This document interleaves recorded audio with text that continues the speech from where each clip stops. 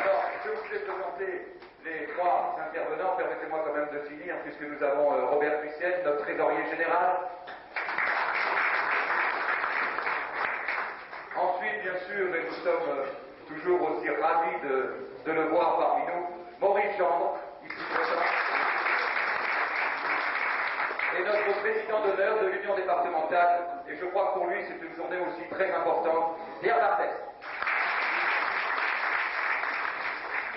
Ça donc vous expliquer le premier temps. Le deuxième temps, ce sera effectivement afin de répondre peut-être à une question que vous vous posez depuis que vous êtes arrivé, et je sais que c'est pratiquement au cœur des débats de ce matin. Vous êtes en train de vous dire, mais qu'est-ce que c'est que ce rideau rouge qui se trouve à l'heure actuelle contre le mur de l'Union départementale?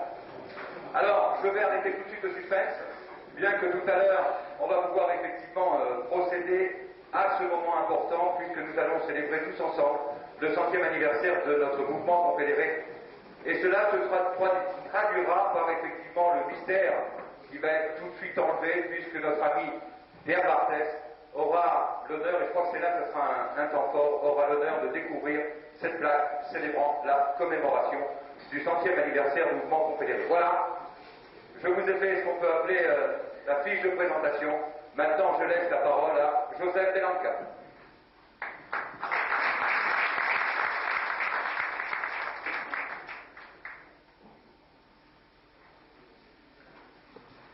Bien, merci et bonjour chers camarades. Merci à tous ceux qui aujourd'hui ont pris la peine et marqué leur volonté de participer avec nous à ce 1er mai. Merci effectivement aux actifs, mais aussi aux retraités. Je sais qu'ils sont venus, peut-être pas autant qu'on en attendait, on attendait un petit peu plus de monde que cela, mais l'essentiel c'est que vous tous fassiez avec nous cet acte militant du 1er mai. Alors, à mon tour aussi d'accueillir notre ami, mon ami et votre ami, Jean-Claude Mallet, secrétaire confédéral, président de la Caisse nationale d'assurance maladie, qui nous fait l'amitié, en militant qu'il est, aujourd'hui de participer à ce 1er mai à Toulouse. Merci donc Jean-Claude, là encore, d'avoir mis un petit bémol à ton week-end, à ta vie de famille, mais tes amis militants, comme nous tous, et aujourd'hui, il te paraissait tout à fait anormal que tu ne puisses pas participer avec un certain nombre de camarades à cette journée importante, journée internationale de revendication, et non pas journée de la fête du travail. Notion quelque peu apparue au moment de la Deuxième Guerre mondiale et qui correspondait à un triptyque travail, famille.